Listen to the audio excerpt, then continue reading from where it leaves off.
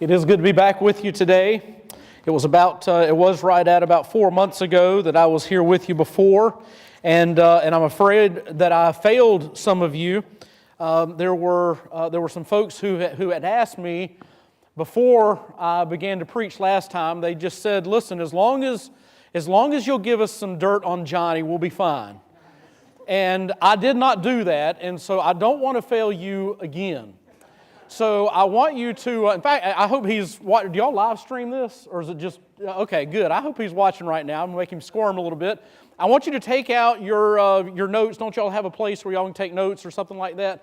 There's going to be some behind you, but this isn't going to be on there. I need you to write down 2 simple words, okay? Just 2 words. And I'm going to have you ask 2 questions about those 2 words. Here are the 2 words. The first word is joke. Joke. Like I'm going to tell a joke. I'm not going to tell you a joke, but as if I was going to tell you a joke. The second word, and they go together, is pad. Like you write on a tablet, a pad. Joke pad. I want you to ask 2 questions. I want you to go to your pastor and I want you to say, "Pastor, what is he talking about a joke pad?" And the second question I want you to ask him is, why did you distract Lane all through seminary with the joke pad? Okay? Just ask him those 2 questions, and I'm going to let him dig his own hole. So, you want some dirt? It's a whole lot more dirt than what you realize. Just go ask him the 2 questions, and you'll be there. All right? Now, I'm glad to be back with you today. I want to share something with you that's a little bit more serious and a little bit and matters a little bit more than a joke pad does. I've been around church people all of my life. I am now 50 years old. I had just turned 50 when I was with you before. I am now 50 years old. I spent 51 of those years in church. I've been around church people all of my life. And here is a phrase that I've heard, a sentence that I've heard more times than I care to discuss, and it is quite discouraging when I hear it. And it goes a little something like this: "I like my church just like it is." We are a whatever size you want to say. We are a this size church, and I like it just like it is. Very discouraging statement, but it's one that people say, and it's one that probably a lot more people who don't say that is something that they think about. But I want you to think about, for those of you who are concerned about seeing your church grow. Now, I'm not a church growth guru by any stretch of the imagination. In fact, what most people call church growth is really just adding numbers, and that could or could not be a good thing, however you want to look at that. But there are some people who say, "I want to see my church grow." Now, what would it take to see that? You know, you can look around, you can look around you, and you can say, "You know what, there's just a few people around here that I know." I've had a lot of folks who have told me, "You know, everybody that I know already goes to church. I don't really know any prospects that are around me because everybody that I know has already decided what church they're going to go to." Well, I want to kind of hopefully open your eyes to something this morning. I did a little bit of research about Green Acres Baptist Church. Did a little bit of digging. And I found something that I thought was very interesting. If you were to drive what the study says was 15 minutes, but now I know a little bit about Warner Robins, having lived my first 27 years here, or I think actually my first 30 years here. I lived 30 years here, and I know that it would not take 15 minutes to get to the distances that they say. So really, realistically, you're talking 10 to 12 minutes in any direction. Within a 10 to 12-minute drive of where you are sitting right now. Did you realize that there are 106,061 people? Okay? In excess of 100,000 people from where you are at this very moment. In fact, the numbers would tell you that there are 41,186 households. That's a massive number of people. You are in the midst of a prospect gold mine. In fact, the statistics would also say that only 14% of those people claim to attend a church weekly. 14% of those people are in church right now. Not only that, but only 34% of those people claim to be a member of an evangelical church at all. Now, I'm not a genius. I'm not a mathematician. That's why God invented cell phones with calculators on them. And so I did just a little bit of calculation. And I took 34% of 106,061 people, and the result is this: an even 70,000 people are within a 10 to 12 minute drive of where you are right now. 70,000 people who are not a part of a gospel church. You can never, ever say that you simply don't have the prospects. They are out there. Now, I want to talk to you about an extremely important aspect of what it would take for you to reach those people. Now, again, I realize I'm very realistic. I'm not naive. I realize that not everybody who's under the sound of my voice wants to go and reach those 70,000 people. But for those of you that you would say, that matters to me. It matters to me that there are 70,000 people within 10 minutes of where I am right now that in all likelihood, if they were to die today, they would end up eternally separated from God, and that bothers me. I want to talk to you about a very important aspect of how you can reach them. Now, there are a lot of ways, listen, when I say it like that, there are a lot of different directions that I could go. I could talk about Grow. Y'all been doing Grow for, 12, 15 years, somewhere in that time frame. And for those of you who have been faithful through all those years, and you come week after week and you write letters or you go make phone calls or go make visits or whatever it is that you do, listen, kudos to you. And I understand that as much work as you have done, there is still so much work that is out there. That's why we continually ask, hey, come help us reach out. I could talk about Grow. I could talk about Awana. I could talk about the Wind Shape. Is that the event that y'all were talking about? Man, we could talk about so many different aspects, so many different things that could affect you being able to reach those 70,000 people. But I want to talk about something different. I hope you turn with me into the book of Acts, and I'm sorry to take you through the book of Acts. I know that y'all have been here, and y'all, in fact, I warned Johnny. I said, listen, I'm going to go back and talk about something y'all have already talked about. I want you to turn to Acts chapter 2. Acts chapter 2. And I want us to see two great growth statements. Great growth statements in Acts chapter 2. And then we're going to point out something that I'm sure Johnny did a great job of pointing out to you again, but I just don't believe that we can talk about this kind of thing enough. In Acts chapter 2, notice in verse 41 what statement it gives, the report that we are given. In verse 41, it says, "So then those who had received His word were baptized. And that day there were added about 3,000 souls." Now, 3,000 sounds like a lot, but you think about it, that's really just a drop in the bucket to 70,000 that are within a 10-minute range of your church.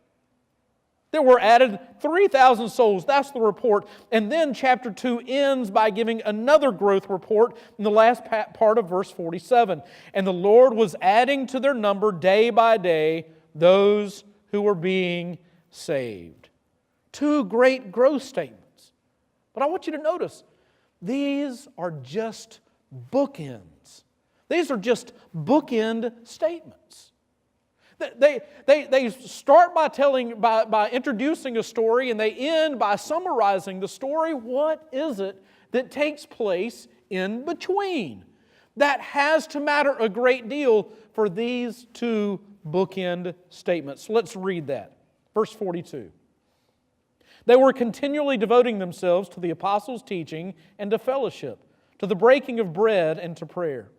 Everyone kept feeling a sense of awe, and many wonders and signs were taking place through the apostles.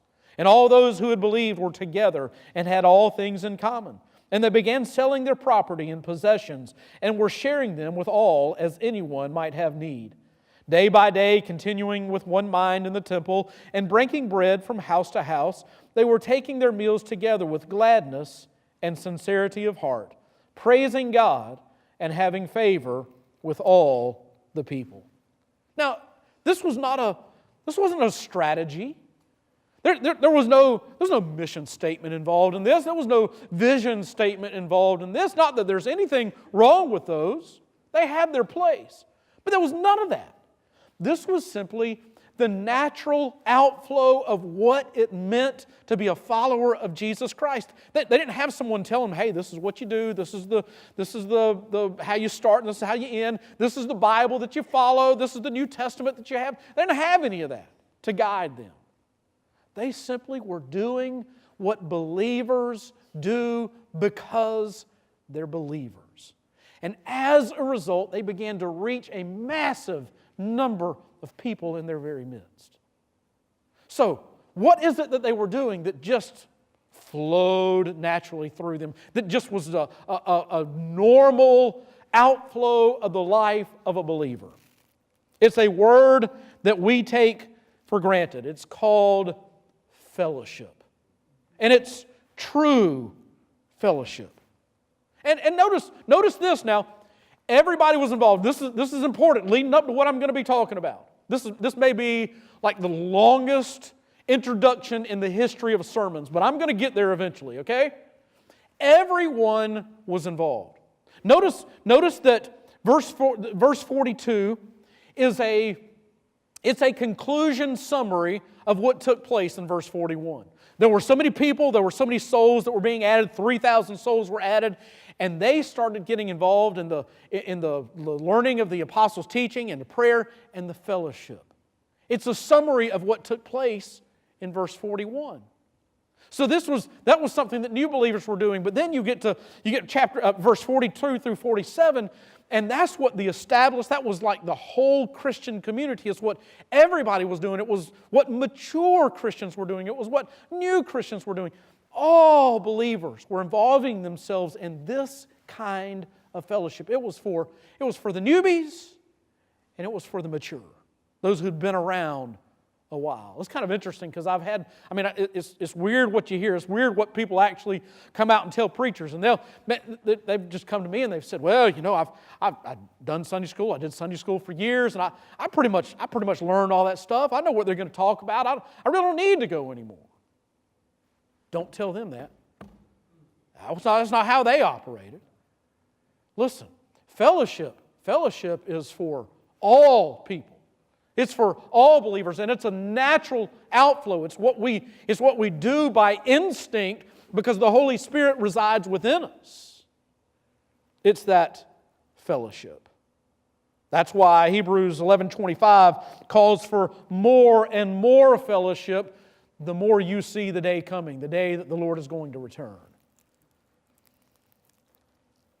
Now, what is fellowship? I like how John MacArthur, he defines it. Fellowship is the spiritual duty of believers to stimulate each other to holiness and faithfulness.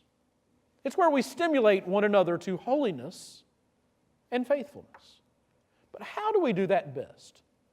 How is fellowship going to best occur? Do we need to get up and say, hey, we're going to have a fellowship after church. We're going to have some ice cream, or we're going to have some fellowship after Sunday morning church. We're going to have some fried chicken and some green beans, and everybody's just going to gather together, and we're just going to have a good time fellowshipping with one another. Is that where true fellowship takes place the most?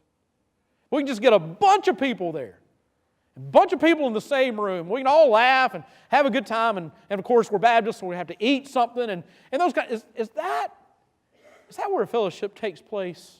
This kind of fellowship takes place the best? I would say no.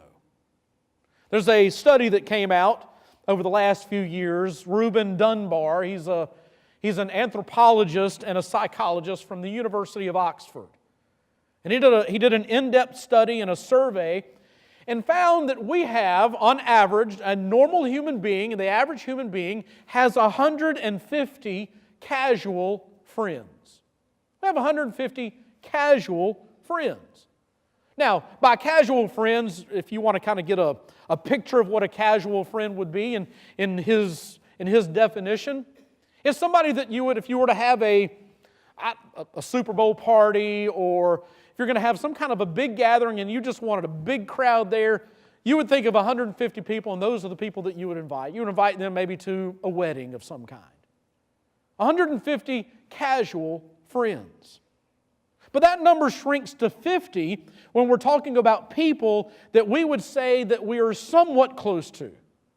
These are the people that we see often. They might not be our dearest friends, but these are the people that we come in contact with on a regular basis, and we would say that we're pretty close to them. But he also found that we have a circle of about 15 friends that we could truly confide in. 15 people that we could really, really trust. Now, MIT took his research, and I'm not really sure, kind of cloudy on the details. They may have included him on that study, but took it a little bit further. And this occurred just back in 2016. And they worked off of his research and found that we can really accommodate, check this out now, we can accommodate only 5 best friends. I mean, best friends. We can only accommodate 5 at a time in our lives. That's all that our brains, literally our brains, can handle. Scientific study, 5. That's it. Now here's the point. The closer you get to someone, the fewer that you can accommodate with that closeness. So that if we are going to experience fellowship the way that we find here in Acts chapter 2, if we're going to really experience that kind of fellowship in our lives where we are, in our spiritual lives, growing closer and closer and closer to someone, the group has to shrink smaller and smaller and smaller, because we cannot, by nature of who we are, by nature of our creation, we cannot accommodate more than that. Fellowship, the way that we find it in the Bible, is best experienced, listen to me, in smaller groups. Now, we can have a kind of a fellowship in a room this size with this number of people.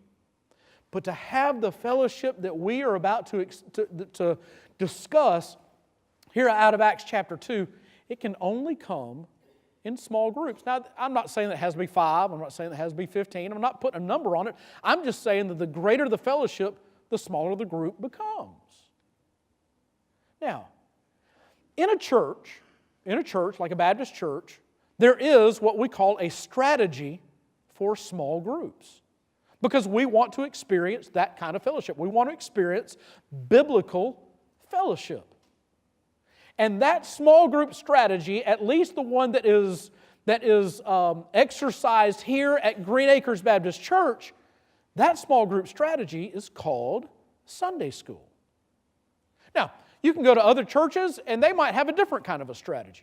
They might have what they call life groups or family groups or some other kind of groups. They're going to tag some name to it, but it's simply going to be, in its clearest form, it's simply going to be their small group strategy. And you think Sunday school has been around since Jesus? It hasn't been around since Jesus. It's only been around 150 years or so. But it's a small group strategy. That's all that it is. It's just given a name, Sunday school. But man, it is vitally important in the life of a believer. It's vitally important in the life of a church. And whatever small group strategy is implemented, it is vital to that church's outreach and its ability to affect the lives of the community that it has been placed in. That is what we see in Acts chapter 2. That's why they're having such great success. That's why it has a bookend. They were doing great in outreach here. They were doing great in outreach here. What made the difference? It's what happened in between, and it has to do with how these people related to one another. And like it or not, you as an individual believer, certainly as a church, but you as an individual believer, You need that kind of fellowship. You were saved and created with a new creation to need that kind of fellowship. Listen, let me just say it like this. Let me just say, let me get to the point. Quit beating around the bush. You as an individual need a Sunday school class. Now, just because you go to Sunday school, just because you have Sunday school, just because you have small groups, honestly, that doesn't mean that you're experiencing true fellowship. You can be a Sunday school teacher, you can be in your same class, you can have your same class for the last 50 years and not have real fellowship. I want to talk to you this morning, as if I haven't already talked to you. I'm going to talk to you this morning about small groups that will transform your church. In other words, how does your Sunday school class need, what characteristics does it need to accept in order to experience true fellowship? Now, I'm about to scare everybody in this room, okay? I have 8 characteristics, 8 descriptions based off of Acts chapter 2. 8 descriptions that needs to describe your class so that you can experience true fellowship. Now, the reason that some of you are scared right now is you've already heard the longest introduction of all introductions in the history of preaching, probably. And so now you're hearing 8 and you're thinking, we're going to be here as long as Pastor Johnny preaches. I'm not going to do that to you, okay? I'm going to do my best to fly through these so you can at least beat the Methodists to the restaurant. So hang with me. The points are going to be right behind me. You write those down. Listen quickly. I'll talk quickly. You write quickly, and we'll be out of here, okay? Now, here are 8 characteristics of small groups that will transform your church, what real fellowship looks like. Here's the first thing that we find. Attenders are bonded together. The attenders in this small group class are bonded together. Notice what it says in verse 42. That these believers were coming together. They were devoting themselves to the apostles' teaching and to fellowship. The word fellowship you've probably heard before. The Greek word is koinonia. It's koinonia. And that Greek word, it literally means partnership or sharing. It's not just, fellowship isn't just having a fellowship. You don't just throw a fellowship. You don't just put on this party and call it a fellowship. True koinonia is a partnership or sharing. You ever been in a partnership with someone before? It might have been in a business. It might have been to do a school project. It might have been just to do some yard work. Or your marriage, you're in a partnership and you are bonded together by something that is greater than yourself, is greater than the two of you. And you are bonded together. Now, in your small group, in your Sunday school class, you should be bonding together. There should be something that is causing you to become closer and closer as members of that class, or even just attenders. I don't want to restrict it to those who have put their name on a roll. But attenders are bonded together. Number 2, attenders share everyday life. They share everyday life. In verse 42, we see that they're breaking bread. They're in prayer together. In verse 46, we see that day by day they were continuing with one mind in the temple. They were going to church together, and then they were breaking bread from house to house. Listen, I'm not saying that you have to go house to house. You might end up going to the Waffle House or to the Huddle House. But you're going somewhere. You're doing something where you're just sharing everyday life together. We have, you walk through the halls of this church, and eventually you're going to end up at what you call a fellowship hall. And we've kind of, and there's nothing wrong with that. I mean, every church has what they call a fellowship hall. But what it kind of does to our mind is we think if we're going to have fellowship, it's going to happen in a hallway back there. If we have fellowship, it's going to happen in that Sunday school class. Listen, if you want to experience true fellowship within your class, you have to see it as expanding beyond the 4 walls of that classroom and even beyond the 4 walls of this church. Your fellowship ought to spill out into other places. Every now and then, you ought to be saying in the middle of the Sunday school, hey, Let's go out and eat together after church today. Let's go hang out. Let's go do something away from the church. Fellowship can't be contained to a building. Do something outside of your Sunday school class with your Sunday school class. Attenders share everyday life. Number 3, attenders, here we go. Some of y'all aren't going to like this. Attenders are faithful. They're faithful. Those who had believed were together. They had all things in common. Verse 46, day by day, it was a continual thing. Folks, it is greatly discouraging for someone like me. Pastor Johnny, your pastor's never told me that he's discouraged about it, but it's got to be discouraging for so many pastors, because what the culture that we're in today says that, you know what, church is optional. Now, ain't nobody going to say that. Nobody going to say that. But church is optional. Sunday school, optional. If I don't have a better idea, if I don't have a better offer, then I'll go to church. If it looks good today, golf course sounds good, the pond sounds good, going to hang out over here sounds good. And if I don't have anything else to do, I'll go to church. If there's not a family engagement, I'll go to church. If there's not a ball game I want to see, I'll go to church. If the race ain't on, I'll go to church. As long as there's nothing better, I'll go to church. You see, there's been a great cultural shift that says that this is one of a lot of different options. It's just that doesn't match what I see going on with the characters in Scripture who were consumed by this thing, and they wanted to be there. And sure, there were other options, but this was the option that was at the top of the list. And I will be faithful to that.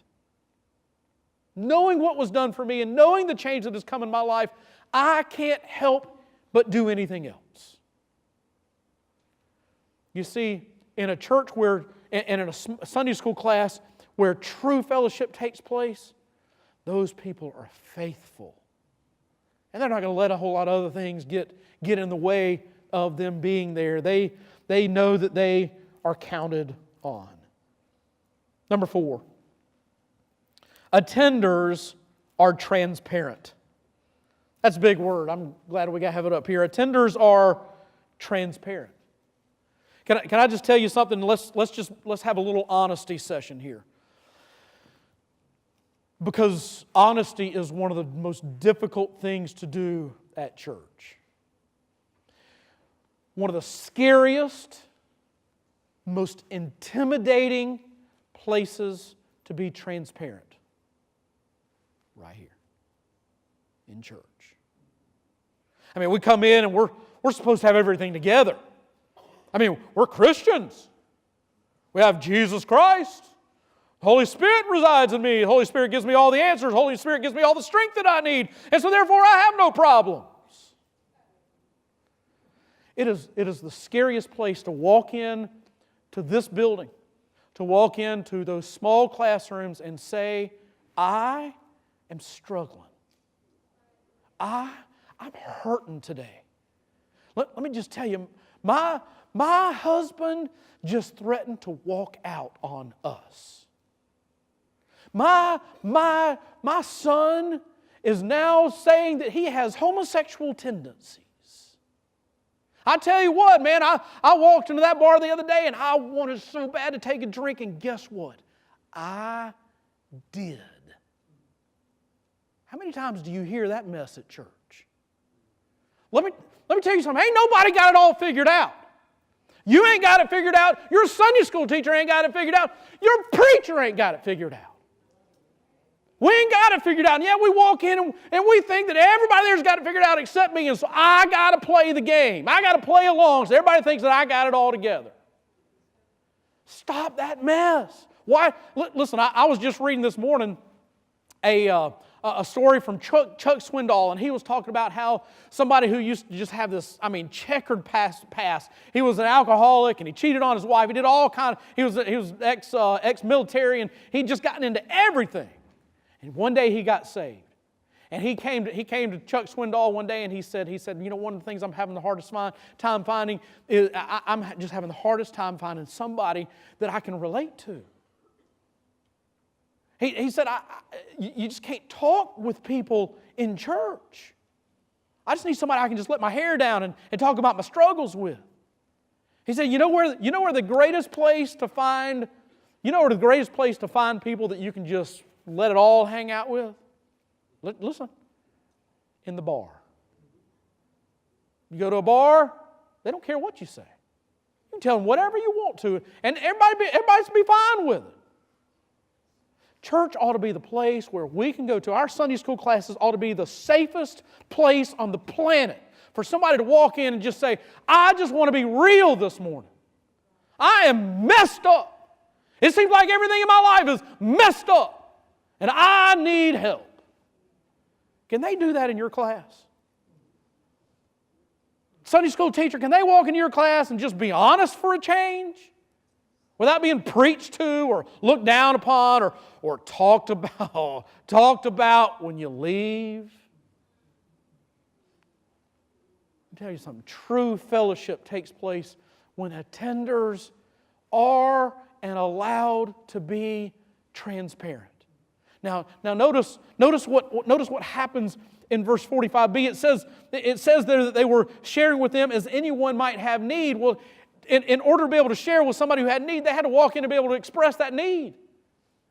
Man, I just flat ran out of money. It was my own fault. I did some stupid stuff with my money. I ain't got no money now. I can't provide. I gotta get back on my feet.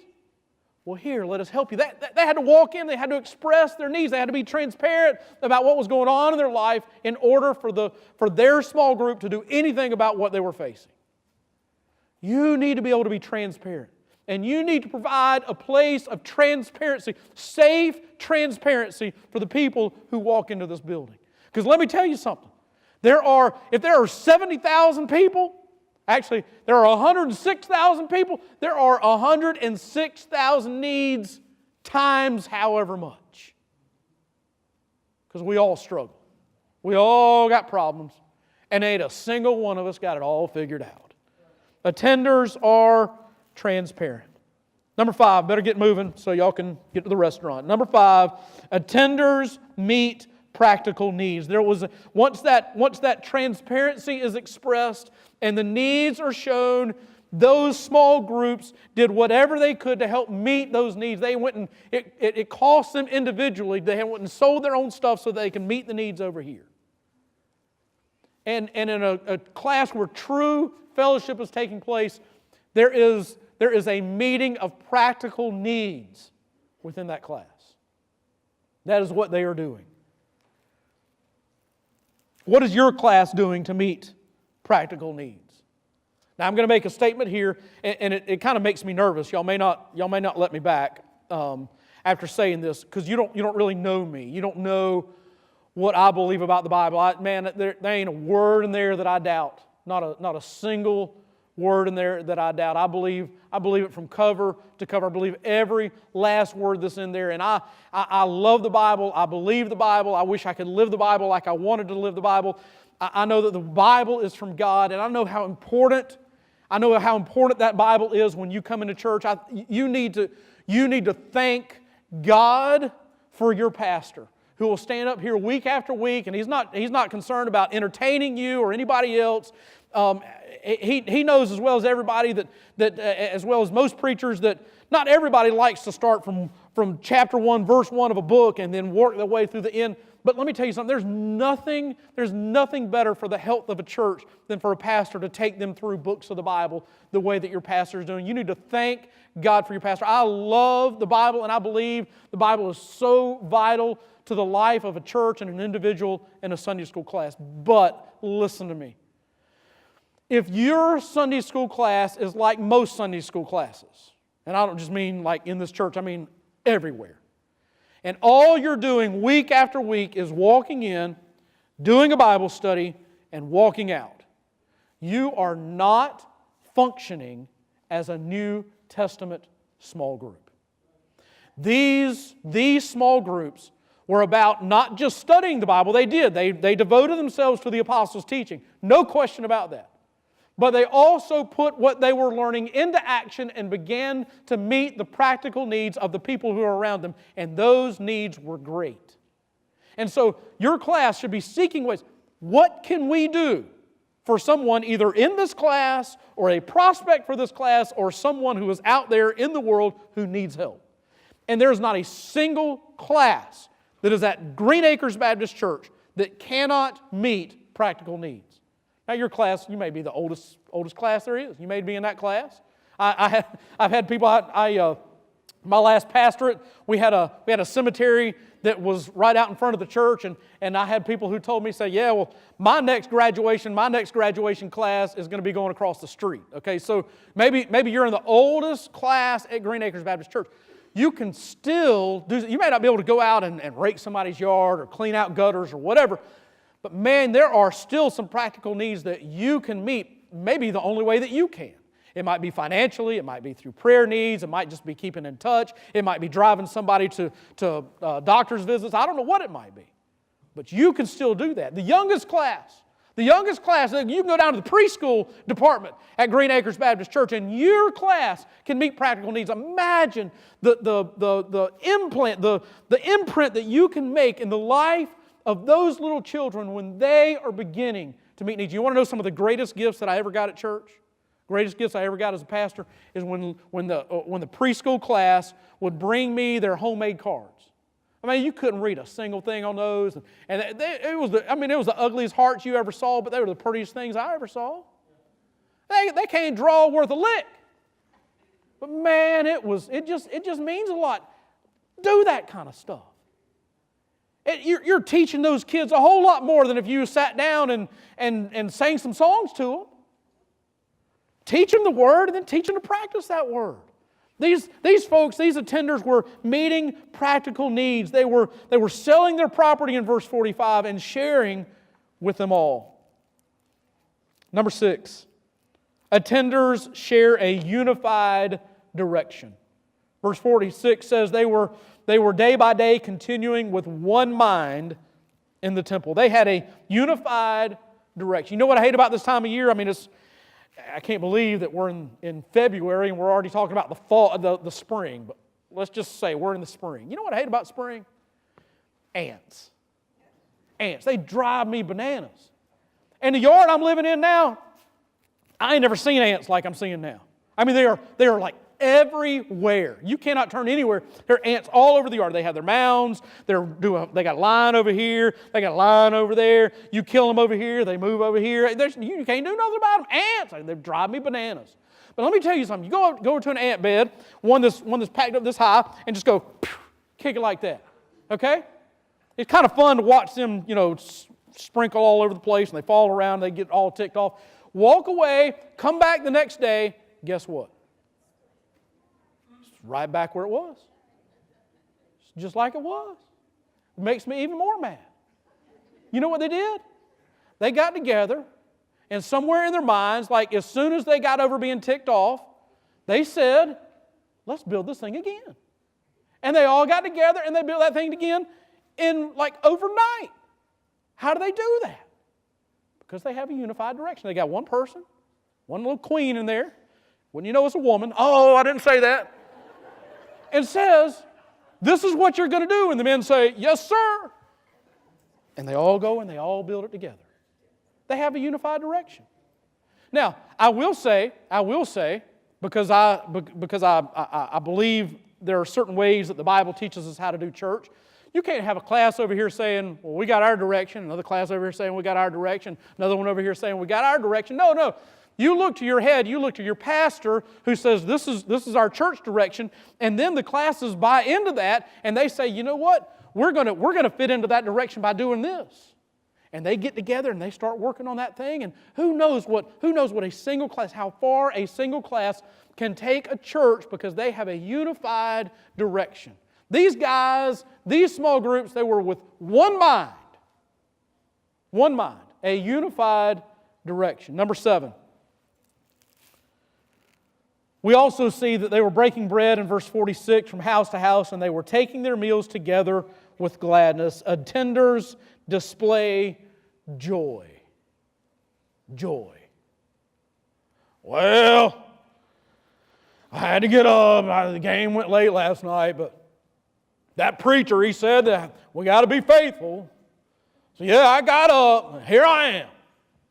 Don't ask me to share. I don't want to share nothing. I'm not in the mood. No. Attenders display joy. And joy extends beyond our circumstances. Listen, let me remind you of the context. We're not talking about, people who are high up, people who had it easy, people who had jobs and houses and boats and cars. We're not talking about people who had it easy. We're talking about people who were persecuted. Some people think the persecution started with Paul, when Paul began to persecute Saul and then go from house to house later on in the book of Acts. Nope. Let me remind you, right after the disciples had gathered, they realized that Jesus was alive and Jesus ascended. Guess what they did? They went and hid in a room. Why did they hide in a room? Because the persecution had already begun. We're talking about a context of persecution where people were losing their freedom, they were losing their possessions, they were losing their families, and in the midst of all that, they were coming together with gladness of heart. And attenders come in and they have a joy about them that transcends any kind of circumstance because of what's on the inside. Number 8, and finally, attenders are authentic. You see, they were taking their meals together with gladness and sincerity of heart. Attenders were authentic. They didn't come in here and talk the good game, quote the Bible, pray in King James language, whatever that means, and then walk out and then live like the devil Monday through Saturday. We're talking about authentic people. They were sincere in their hearts. Gandhi's story is well known. Gandhi looked, he was even interested in Christianity, and he decided he was going to reject it. And his statement years later was, I like your Christ, I don't like your Christians. You want to reach people the way that they did, you have to live out there the way that you talk in here. Now, what does this mean? What is it that I'm asking from you? First of all, I would say get involved in a class. If you're not already involved in a class, just come and start trying them out. I mean, I know in churches where I have served, I've just told folks, I said, look, try different ones. Go to one class over here if you don't like it, if you don't, all classes, all teachers, they have their own personality. And that's okay. It doesn't make it right or wrong, better or worse, any of that stuff. It's just different. That's all. And so you walk into one class and it may just not float your boat. That's fine. Go to a different one. Just go somewhere until you fit in. I remember one church where I served, there was a class of couples. Class of couples, mostly couples, and they were like in their late 20s and early 30s. Guess what? They had one guy in there, and he was in his 70s. He was in his 70s. He walked in there. It was not difficult to figure out who the old guy was in that class, okay? But that's just where he just jived with those other folks in there. I didn't walk in there and be like, no, this is just for upper 20s, lower 30s. The old guys are down the hall. We didn't do that. That's where you're comfortable, go there. But you involve yourself in a class. Get involved and be faithful and begin to apply these things into your life and into your class. And when you're in there, I would say, and teachers, you're going to have to lead in this because you got some students. Not everybody in here is interested in what I've said today, but you might have one or two students who are going to walk into your class next week and be like, okay, you heard what he said last week, now what are we going to do? And they're going to be looking at you, teacher or class leader, for direction in this thing. Listen, here's what you do. Just pick one or two things. You don't have to go 1 through 8. Just pick one or two and say, we need to improve here. We need to change this about our class. One or two things, and begin to make improvements in your class. Then the other thing I want to introduce just one more thing by sharing with you. I went Thursday night, I went to the rodeo in Perry. Anybody been to the rodeo? I think it ended last night. Okay, we got some good rednecks. Good, yeah. Feeling rednecky. It was fun, man. I've been to the rodeo before. It's cool. I like going to the rodeo. And you go to the rodeo, and it starts off with bucking broncos, okay? Ends with bucking bulls. That's just how it is. And those guys get on there.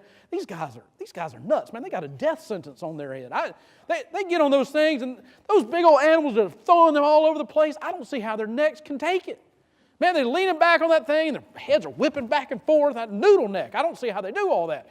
And they get up there, and they've got 8 seconds. That's all they got. 8 seconds. That's all they can be on there. Well, that's not all they can be on there. That's what they need to be on there in order to place. And they go through and they go up and they go down. And they go up and they go down. 8 seconds. 8 seconds is not a long time.